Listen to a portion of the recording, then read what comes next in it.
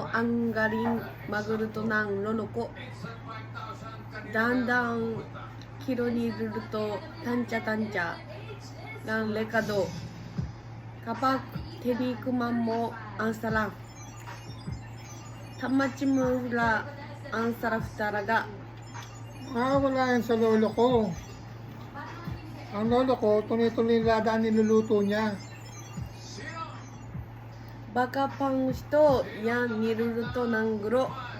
Hindi yung pansit ang niluluto niya.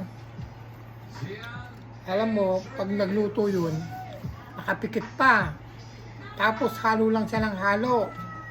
Pero pag naluto, tama-tama ang timpla. Ang sarap.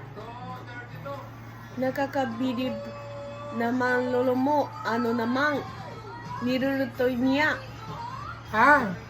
Kaya nakapikit ang lolo ko, inaantok siya pag nagluluto ng aspalto.